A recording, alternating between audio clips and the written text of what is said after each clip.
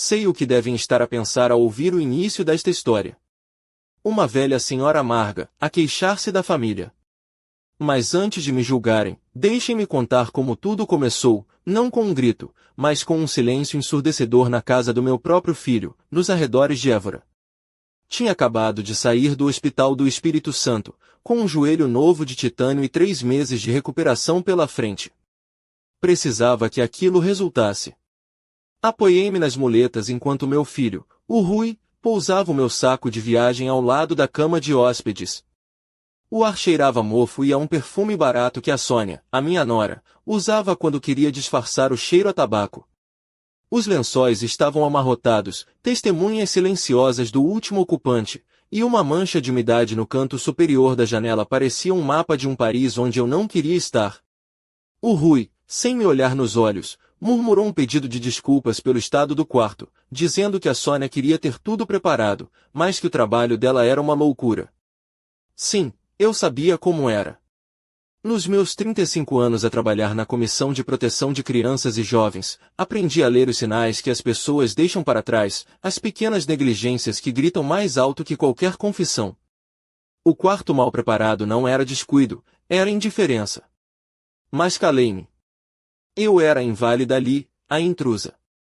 Menti, a dizer que estava tudo bem, que só precisava de descansar. O meu filho, que em tempos corria para os meus braços todos os dias depois da escola, agora enfiava as mãos nos bolsos e parecia contar os segundos para poder fugir da minha presença. Ele disse que a Sônia viria ver de mim mais tarde, que estava a preparar o jantar. E depois, a primeira bomba. A cuidadora que tínhamos contratado, e que eu ia pagar do meu próprio bolso, claro, tinha tido uma emergência familiar e desistiu. O meu estômago afundou-se. Mas não te preocupes, mãe, disse ele, a Sônia e eu tratamos de tudo. Será como nos velhos tempos. Sim, os velhos tempos. Quando ele tinha 8 anos e eu cuidava das suas febres, não quando eu era uma mulher de 65 anos que mal conseguia chegar à casa de banho sozinha. Claro, querido, foi a única coisa que consegui dizer. Depois de ele sair, sentei-me na beira da cama e olhei em volta para a cela que seria minha casa nos próximos meses. 35 anos a ajudar famílias em crise, e agora era eu quem precisava de ajuda.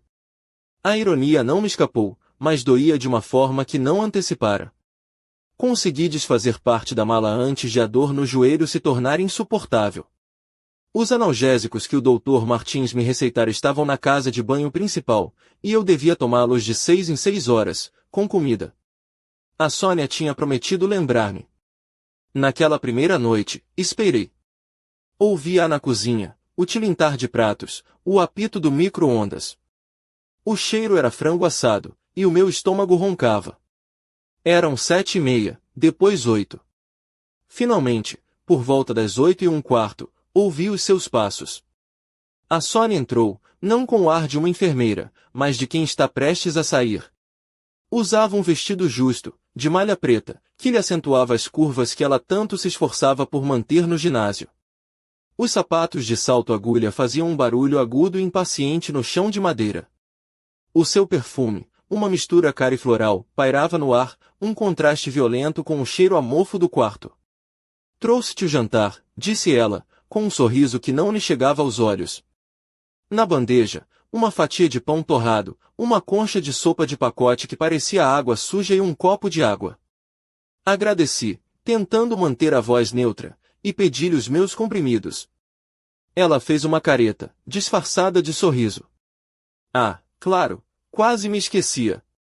Voltou 5 minutos depois, mas eu já tinha despachado a parca refeição. Expliquei que o médico tinha sido muito específico, que os medicamentos sem comida podiam causar náuseas. Bem, podes comer mais uma fatia de pão, disse ela, como se fosse a solução mais óbvia do mundo. Naquela noite, deitada na cama estranha com o joelho a latejar, pensei em todas as avaliações de risco que tinha feito. Os sinais de negligência eram subtis no início. Refeições irregulares, medicação esquecida, a sensação geral de se ser um fardo.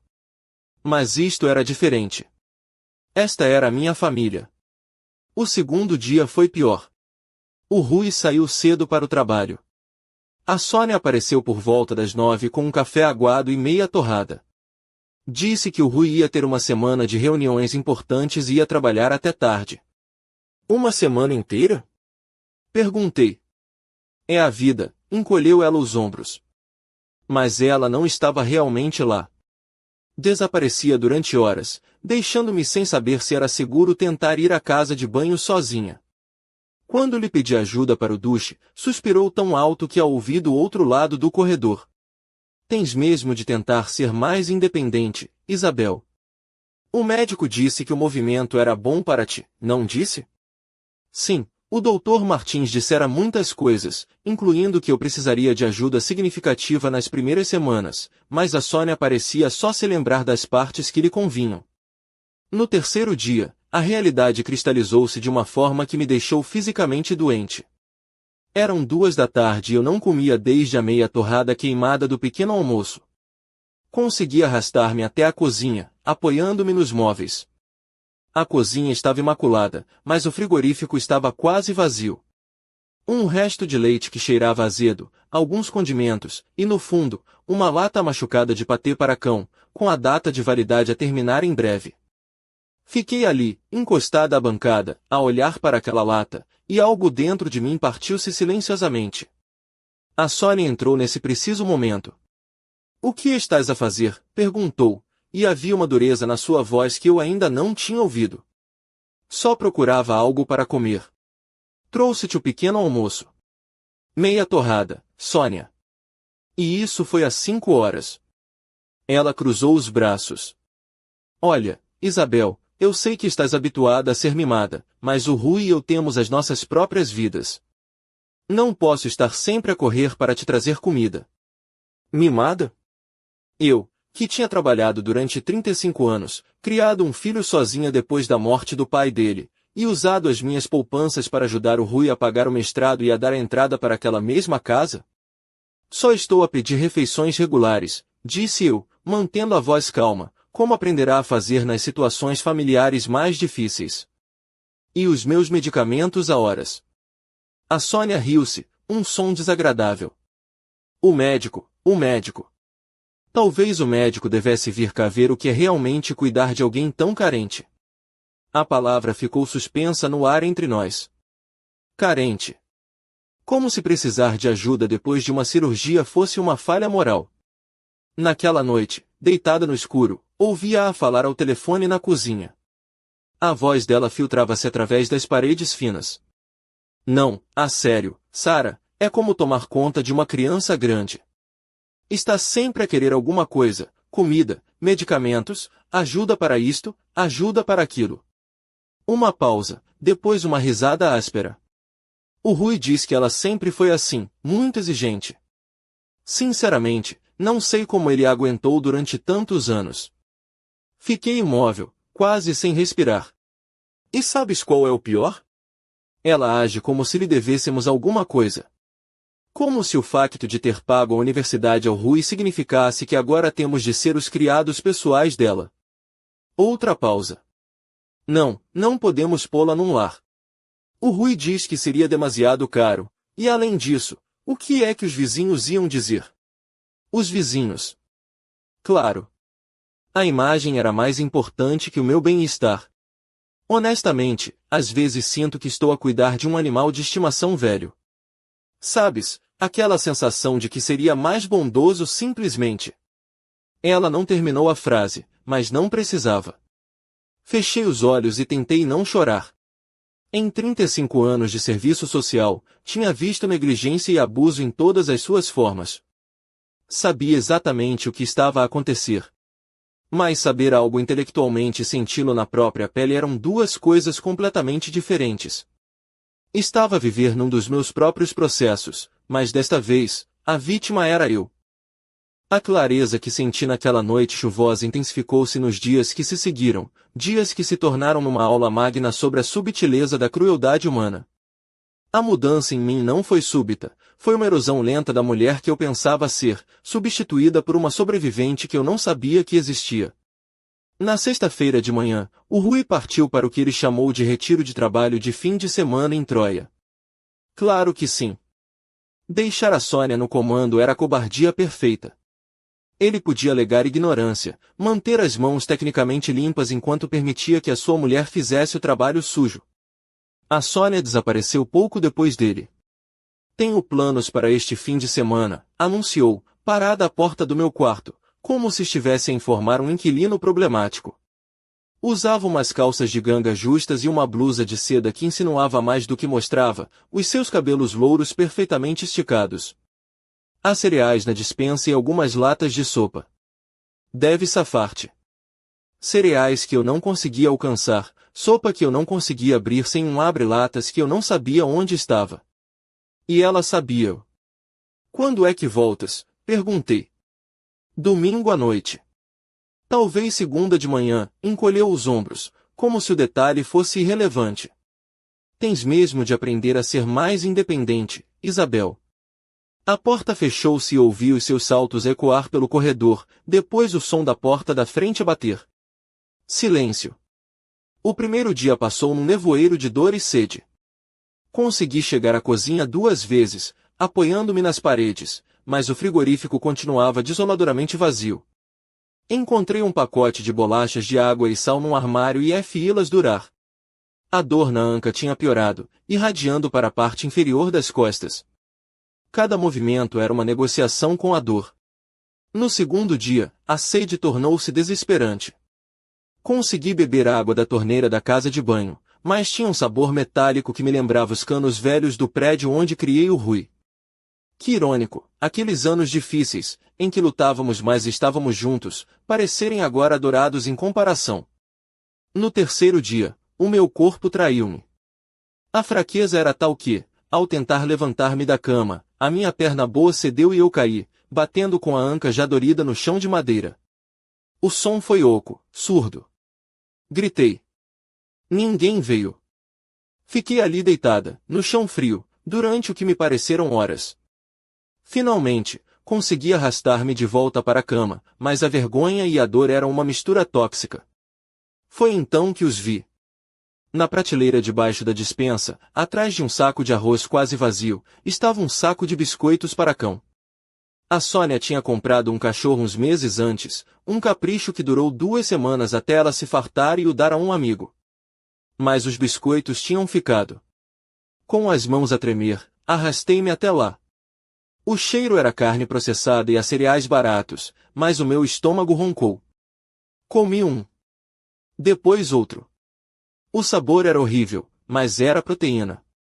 Era algo. Fiquei ali, no chão frio da cozinha, a comer biscoitos de cão, e pela primeira vez em 50 anos, chorei como uma criança. E mesmo enquanto chorava, uma parte de mim, a parte que tinha documentado negligência e abuso durante décadas, estava a tomar notas mentais. E então, ouvi uma voz. Primeiro, pensei que era minha imaginação. Mas não.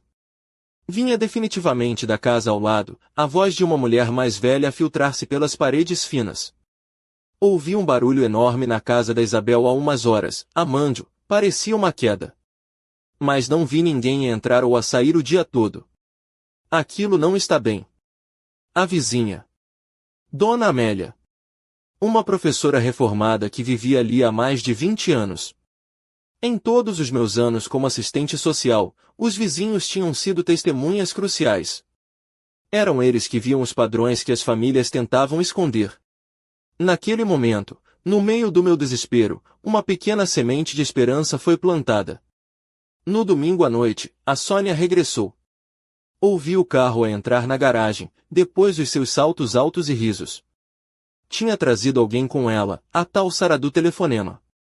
Instalarão-se na sala de estar, do outro lado da parede do meu quarto. Devias ter visto o Brant no SU de Lisboa, dizia a Sônia, a sua voz alta e cheia de si. Mimosas a descrição e a vista para o Tejo era incrível. Tirei umas 20 fotos para o Instagram. A Sônia entrou no corredor, a caminho do seu quarto, e eu pude vê-la pelo vão da porta.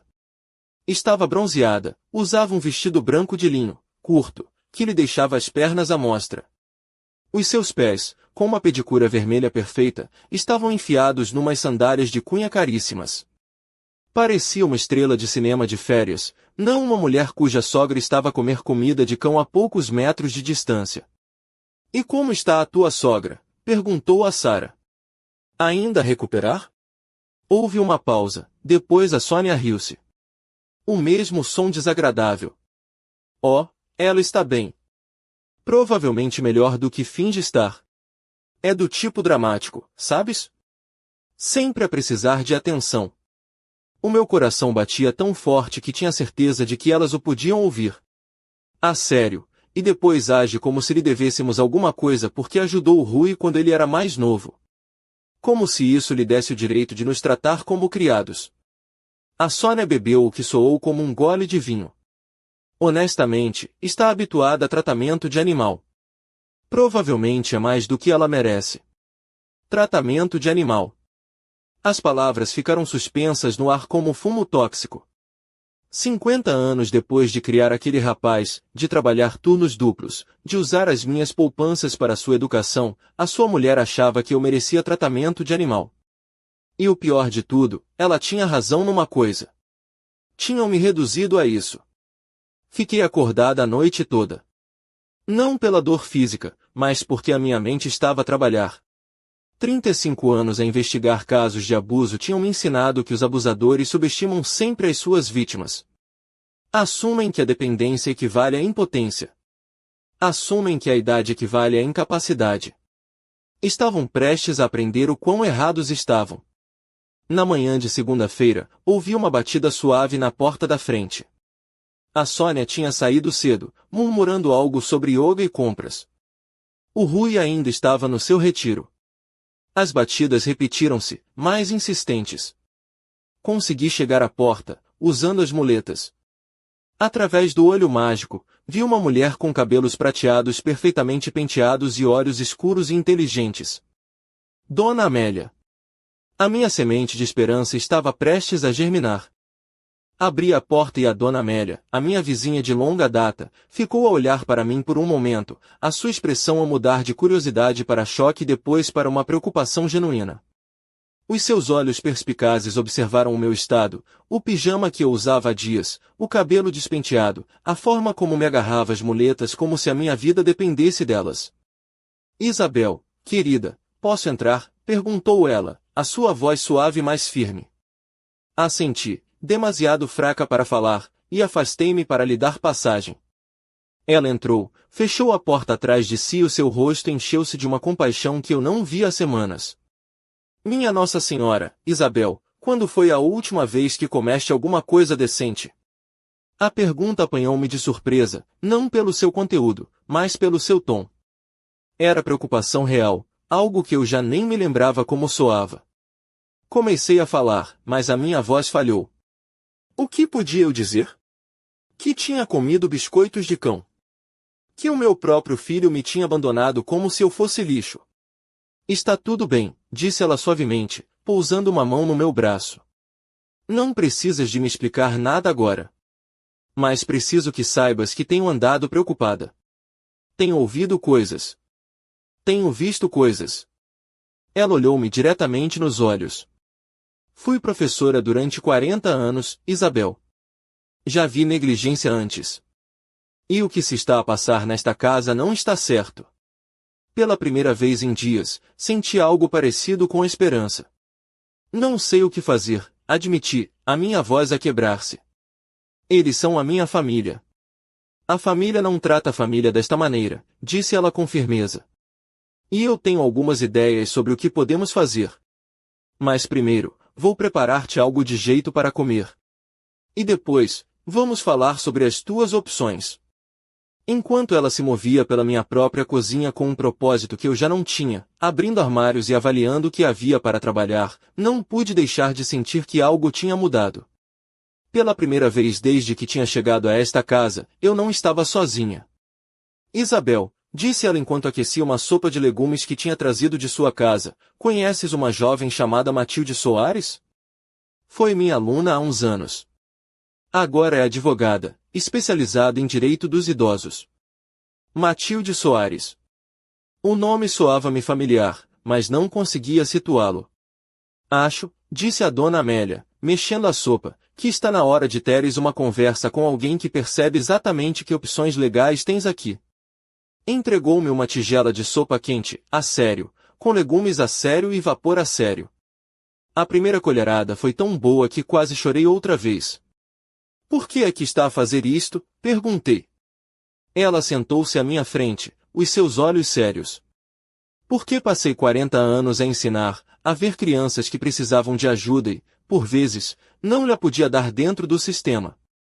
Agora estou reformada, o meu marido faleceu no ano passado, e tenho tempo e energia para ajudar alguém que realmente precisa. Fez uma pausa. E por que ouviu o que a tua nora disse ontem à noite sobre o tratamento de animal? Ninguém merece isso. Especialmente alguém que dedicou a vida a ajudar os outros. Como sabe o que eu fazia? Fiz umas pesquisas depois de o Rui e a Sônia se mudarem para cá. Comissão de Proteção de Crianças e Jovens durante 35 anos. Ajudaste mais famílias do que provavelmente consegues contar. Os seus olhos endureceram. Está na hora de alguém te ajudar a ti. Terminei a sopa lentamente, saboreando cada colher. Pela primeira vez em dias, a minha cabeça sentia-se clara, o meu estômago cheio, os meus pensamentos focados. Fale-me dessa Matilde Soares, disse eu. A dona Amélia sorriu, e foi o primeiro sorriso genuíno que eu tinha visto em dias. Oh, querida, vais querer conhecer a Matilde. Especialmente considerando teu historial de trabalho. Acho que se vão dar muito bem. Enquanto falávamos, ouvi o carro da Sônia entrar na garagem. Trocamos um olhar. É melhor eu ir, disse a dona Amélia, levantando-se. Mas isto não acaba aqui, Isabel. Tens mais poder do que pensas. Só precisas de te lembrar de como usar. Dirigiu-se para a porta das traseiras, depois virou-se. Mais uma coisa. Quando falares com a Matilde, pergunta-lhe pelo caso dos Almeida, de 2019. Acho que te vais lembrar porque é que esse nome te deve ser familiar. E com isso, ela foi-se embora, deixando-me com mais perguntas do que respostas, mas também com algo que eu não sentia há dias, a sensação de que, afinal, não estava indefesa. O caso Almeida. Enquanto esperava pela chamada da dona Amélia, o nome ecoava na minha mente. E então, lembrei-me. Era 2019, o meu último ano antes da reforma. Uma adolescente chamada Matilde Soares tinha andado no sistema de acolhimento durante anos, saltando de casa em casa. Inteligente como um chicote, mas com um historial de problemas de comportamento que, na realidade, eram sintomas de trauma. Os Almeida tinham sido a sua última oportunidade antes de fazer 18 anos. Só que os Almeida eram o tipo de família de acolhimento que via as crianças como cheques ao fim do mês. A Matilde tinha chegado ao meu gabinete numa terça-feira chuvosa, com nódoas negras nos pulsos e uma história que me gelou o sangue. Tinha trabalhado naquela investigação durante meses, documentando meticulosamente cada forma de abuso. A adolescente zangada que conheci tinha uma mente brilhante presa em circunstâncias terríveis. Lembro-me de lhe ter dito, és mais forte do que pensas e mais inteligente do que eles querem que saibas. A dona Amélia disse que ela era agora advogada.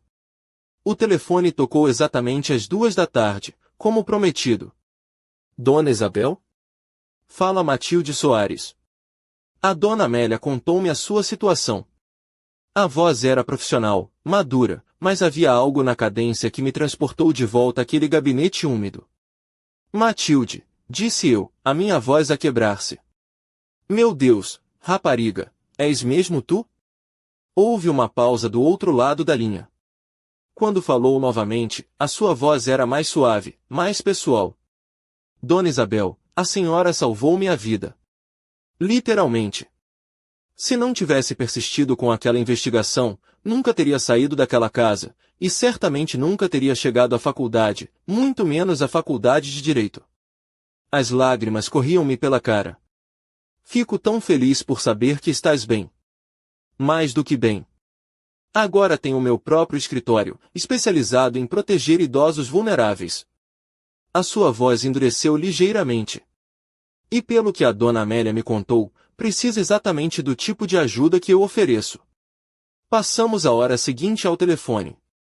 A Matilde era metódica, fazendo as mesmas perguntas que eu tinha feito centenas de vezes. Quando começou a negligência? Que padrões tinha notado? Havia testemunhas? Tinha acesso aos seus documentos financeiros? Preciso que entenda uma coisa, Dona Isabel, disse ela quando terminei. O que me está a descrever não é apenas negligência familiar. É abuso de idosos. E é um crime. Mas mais importante, tem opções legais que talvez não conheça. Como o quê? Para começar, quem tem a procuração sobre os seus assuntos financeiros? Atualmente, o Rui, admiti. Dei-lhe quando marcamos a cirurgia. E sabe exatamente que tipo de procuração é? Sinceramente, não tenho a certeza. O Rui tratou de toda a papelada. Ok. Mas, Dona Isabel, preciso de lhe perguntar uma coisa importante. Confia em mim? Pensei na adolescente que tinha tremido no meu gabinete, depois na mulher profissional e confiante ao telefone. Pensei nos dias que passei a comer restos enquanto a minha nora planeava como se livrar de mim. Sim, disse eu. Confio em si completamente. Ótimo. Então é isto que vamos fazer. Primeiro, vou aí ter consigo amanhã. A dona Amélia diz que pode estar presente, o que é perfeito.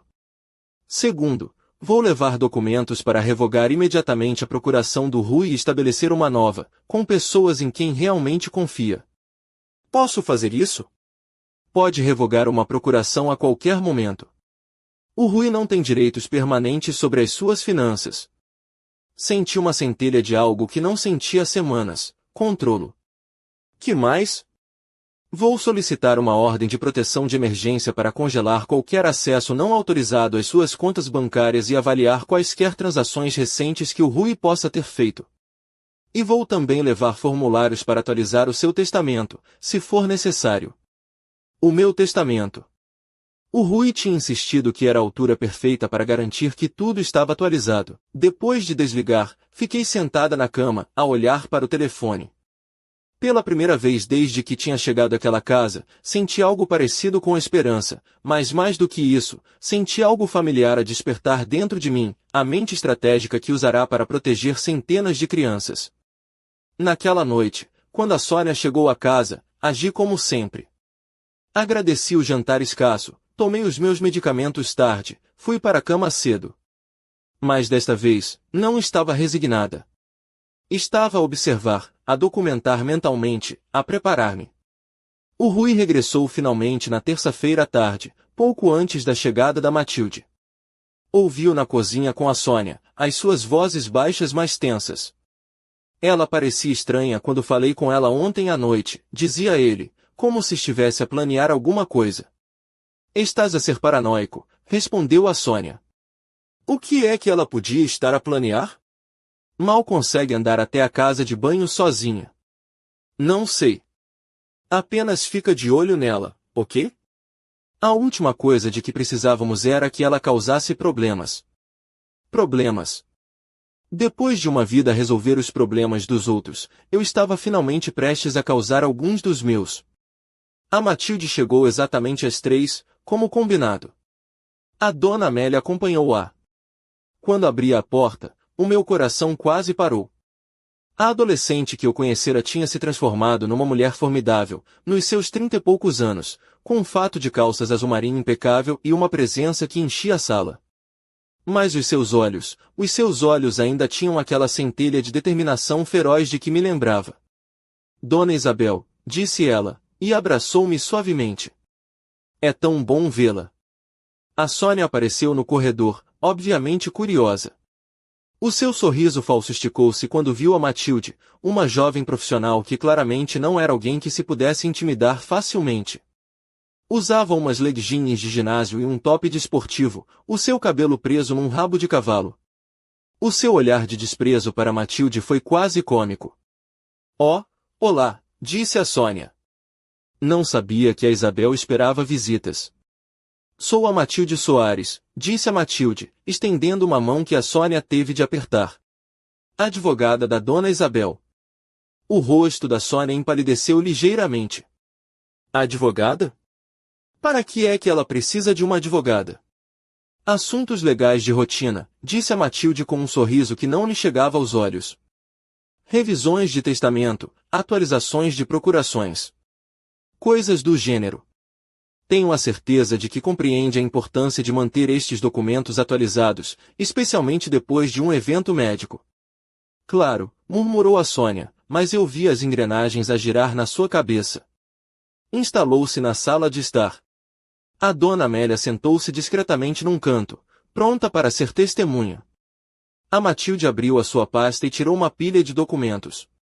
Dona Isabel, antes de revermos o que quer que seja, preciso de estabelecer a sua competência mental para os registros. Respondi a cada pergunta com clareza.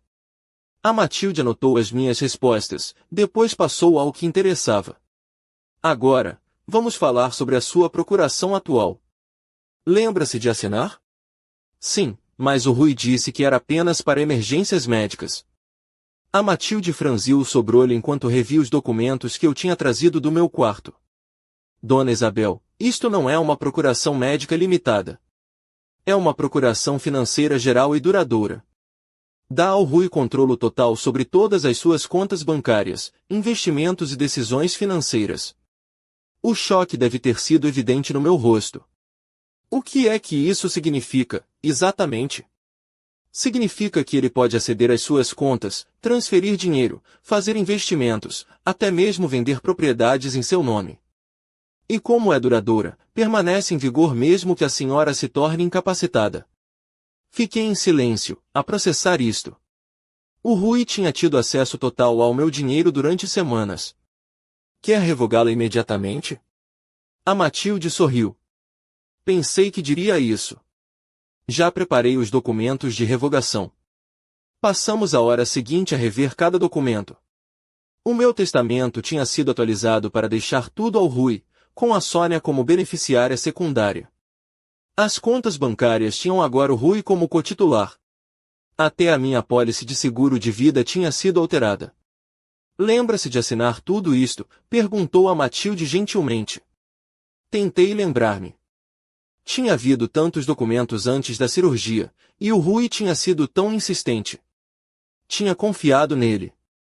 Tinha assinado onde ele me disse para assinar. Alguns sim. Outros, não tenho a certeza. Isso é, na verdade, muito importante. Se puder testemunhar que não compreendeu totalmente o que estava a assinar, ou se sentiu pressionada a assinar, isso é prova de coação. A Sônia apareceu à entrada da sala de estar com uma bandeja de chá que ninguém tinha pedido, claramente a tentar ouvir a conversa. Que amável, disse a Matilde, sem perder o ritmo. Estávamos precisamente a discutir o plano da Dona Isabel para revogar todos os seus documentos legais anteriores e começar de novo. A bandeja abanou nas mãos da Sônia. Começar de novo? Oh, sim, disse a Matilde alegremente. É bastante comum depois de experiências traumáticas. Trauma médico, situações familiares estressantes. As pessoas sentem muitas vezes a necessidade de garantir que os seus assuntos legais refletem verdadeiramente seus desejos atuais. Mas o Rui já tratou de tudo isso. Está tudo atualizado. Bem, essa é a beleza do sistema legal, disse a Matilde. Pode sempre ser reatualizado. Depois de a Sônia se retirar, obviamente perturbada, a Matilde inclinou-se na minha direção. Dona Isabel, há mais alguma coisa que precise de saber? Estive a rever as transações recentes nas suas contas. Autorizou uma transferência de 15.000 euros na semana passada? O quê? Não autorizei nada. Os olhos da Matilde endureceram. Foi o que pensei. Dona Isabel, vou ser direta consigo. O Rui tem acedido aos seus fundos regularmente desde que obteve a procuração. Algumas das transações podem ser legítimas, faturas médicas e afins. Mas outras. Ela abanou a cabeça. Outras parecem ser para despesas pessoais. A traição cortou mais fundo do que a dor física. Não só me tinham tratado como um animal, como me tinham estado a roubar enquanto o faziam. O que é que podemos fazer? Amanhã, vou apresentar 3 coisas. Primeiro, uma revogação de emergência de todas as autoridades legais do Rui, com efeito imediato. Segundo, uma ordem de proteção sobre todas as suas contas financeiras, congelando qualquer acesso não autorizado. Terceiro, vou iniciar uma investigação formal por abuso de idosos e possível fraude financeira. E se eles tentarem impedir-me? Se o Rui... Dona Isabel, interrompeu a Matilde, permita-me ser muito clara. A senhora ajudou-me quando eu era uma adolescente indefesa, presa num sistema que não funcionava. Agora, sou uma advogada com recursos, ligações e uma compreensão muito pessoal do que é ser traída pelas pessoas que supostamente nos amam. Ela inclinou-se para a frente, os seus olhos cheios de determinação. Ninguém a vai magoar mais. Prometo-lhe. Enquanto assinava os novos documentos, que a nomeavam a ela e a Dona Amélia como minhas novas representantes legais, senti algo que não sentia há anos, poder real. Não o poder que vem da autoridade ou do dinheiro, mas o poder que vem de ter aliados que compreendem exatamente o tipo de batalha que se está a travar. Mais uma coisa, disse a Matilde enquanto arrumava os seus documentos. Estaria disposta a que o Dr. Martins a examinasse e documentasse qualquer prova física de negligência para os registros legais? Sim, disse eu, sem hesitar. Documente tudo. Depois de elas saírem, fiquei sentada na sala de estar silenciosa, a olhar para as cópias dos documentos que tinha assinado. Em 35 anos de serviço social, tinha visto muitas formas de abuso, mas nunca tinha experienciado o momento específico em que uma vítima decide tornar-se uma sobrevivente. Sentia-me como se estivesse a acordar de um sono muito longo. Naquela noite, quando Rui e a Sônia sussurravam na cozinha sobre as visitas estranhas e o porquê de eu precisar de uma advogada, não disse nada. Comi o jantar escasso que me trouxeram, tomei os meus medicamentos tarde e fui para a cama cedo. Mas desta vez, enquanto me deitava no escuro, não estava a planear como sobreviver ao dia seguinte. Estava a planear como vencer. E vencer, descobri, foi mais satisfatório do que alguma vez imaginei, mas não da forma que esperava. Na quinta-feira de manhã, enquanto Rui se preparava para o trabalho e a Sônia fazia sua rotina matinal de fingir preocupação com o meu bem-estar, a Matilde estava no tribunal a apresentar os documentos que iriam virar as suas vidas do avesso. Eu sabia-o, porque recebi uma chamada de confirmação às 8h47. Está tudo entregue, disse a Matilde. A revogação tem efeito imediato. As contas estão congeladas e os documentos legais estão a caminho. Está pronta para isto? Eu estava. Depois de 40 anos ajudar outras pessoas a escapar de situações abusivas, era finalmente a minha vez. O Rui saiu para o trabalho naquela manhã sem saber que já não tinha acesso a um cêntimo do meu dinheiro. A Sônia saiu para sua aula de pilates sem saber que o estilo de vida que vinha financiar com os meus fundos tinha acabado oficialmente. Às 10h30, a campainha tocou.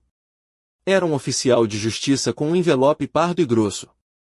Dona Sônia Martins, perguntou ele quando ela abriu a porta. Sim, sou eu. Documentos legais do escritório de Matilde Soares, advogada. Preciso que assine aqui a confirmar a entrega. Ouvi tudo isto do meu quarto, onde estava a descansar, mas na verdade, à espera deste momento exato. A porta fechou-se. Houve um longo silêncio, e depois um som que nunca esquecerei. A Sônia a gritar, Rui! Rui! Precisas de vir para casa, agora! Ela apareceu à porta do meu quarto 5 minutos depois, a segurar os papéis com as mãos a tremer, o seu rosto sem cor. Usava um top de desporto cor-de-rosa choque e umas leggings pretas, o seu corpo tonificado a tremer de raiva. Isabel, o que é isto? Olhei para os documentos da cama, fingindo confusão. Não tenho a certeza, querida. Do que se trata? É uma revogação. Revogaste a procuração do Rui e há uma ordem de restrição em todas as tuas contas bancárias. Oh, disse eu calmamente. Sim, a minha advogada mencionou que isso podia acontecer. A tua advogada, a sua voz quebrou-se na última palavra. Desde quando é que tens uma advogada? Desde que percebi que precisava de uma. A Sônia ficou ali, a tremer de raiva e incredulidade. Era a primeira vez que a via sem a sua máscara de controlo perfeito. E foi revelador. Por baixo de toda aquela compostura calculada, havia uma pessoa mesquinha e pequena que contava com o meu dinheiro para manter o seu estilo de vida. Não podes fazer isto, disse ela finalmente. O Rui é teu filho. Ele só estava a tentar ajudar. Ajudar com quê? Perguntei. Ajudar a transferir 15.000 euros das minhas contas na semana passada? Ajudar a mudar o meu testamento sem me explicar completamente o que estava a assinar? Ajudar a garantir que eu comia comida de cão enquanto vocês os dois iam a brunches caros? O seu rosto ficou branco. Eu não tinha mencionado a comida de cão a ninguém exceto a Matilde. A Sônia percebeu que eu sabia mais do que ela pensava. Isso não é, nós não queríamos. Não queriam o quê? Não queriam que eu passasse fome? Não queriam que eu me sentisse como um animal? A minha voz permaneceu calma, mas havia aço nela. Por que ouvi o que disseste à tua amiga, Sônia? Está habituada a tratamento de animal. Lembras-te disso? Ela desabou na cadeira ao lado da minha cama. Alguém te contou. A vizinha. Aquela mulher intrometida. A dona Amélia não é intrometida. É uma testemunha. E acontece que ouvir uma nora descrever a sua sogra como merecedora de tratamento de animal é exatamente o tipo de prova que os tribunais levam muito a sério em casos de abuso de idosos. Não é abuso. Nós só estávamos estressados. Sônia, disse eu, e toda a paciência desapareceu da minha voz. Eu trabalhei na proteção de crianças durante 35 anos. Sei exatamente o que é abuso. Como é, como escala e como se documenta. E o que tu e o Rui me fizeram não foi estresse. Foi crueldade sistemática. O Rui chegou a casa à hora do almoço, algo que nunca antes fizera. Ouviu entrar pela porta da frente, os seus passos pesados no corredor. Mãe, gritou ele, aparecendo à minha porta. Que raio se está a passar?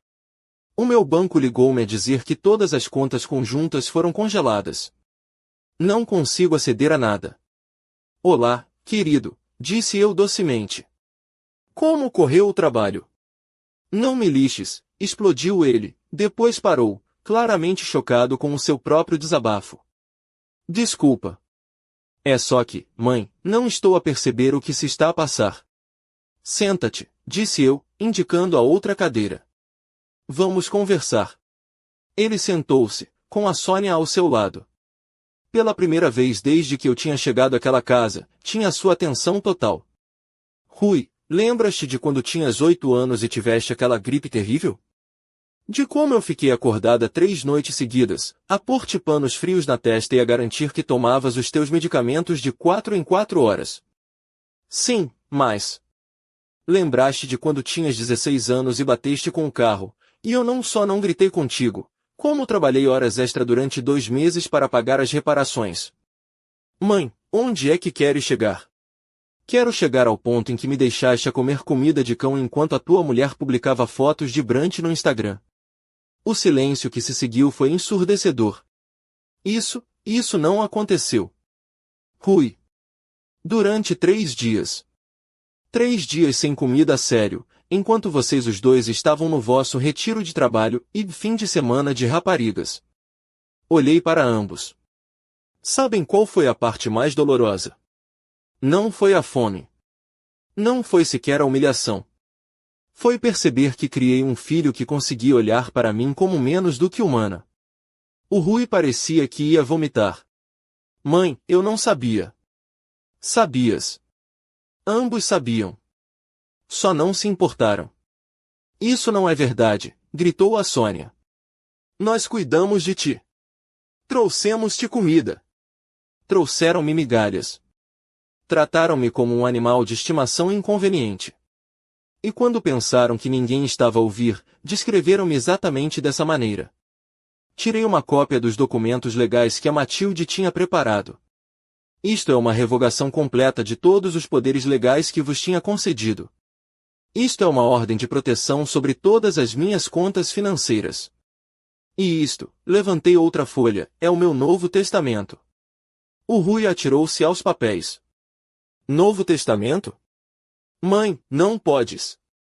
Posso, e é filo. A Dona Amélia e a Matilde Soares são agora as minhas principais beneficiárias.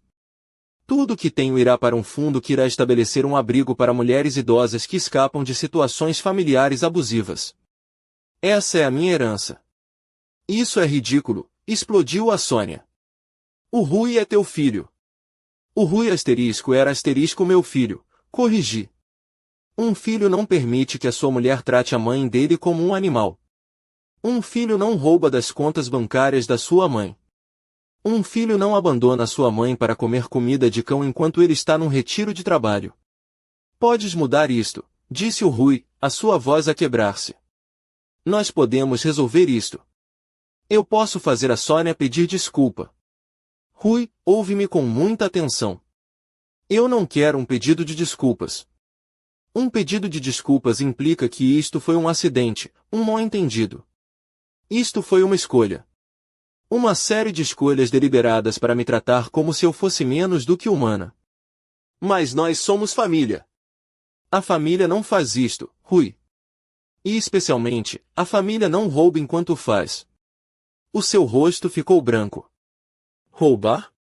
15.000 euros na semana passada. 8.000 no mês passado. Pequenas transferências durante semanas. Todas feitas enquanto eu estava demasiado doente e confiante para prestar atenção. Levantei outra folha. A Matilde documentou tudo. Cada transação não autorizada. Isso era para despesas da casa. Para cuidar de ti. Despesas da casa, Rui? A transferência de 1.500 euros foi no mesmo dia em que a Sônia publicou fotos vossas naquele resort caro em Troia. Isso foi o meu cuidado médico? A Sônia levantou-se abruptamente. Não temos de ouvir isto. Anda, Rui. Ela claramente não está a pensar com clareza. Senta-te, disse eu, e havia tal autoridade na minha voz que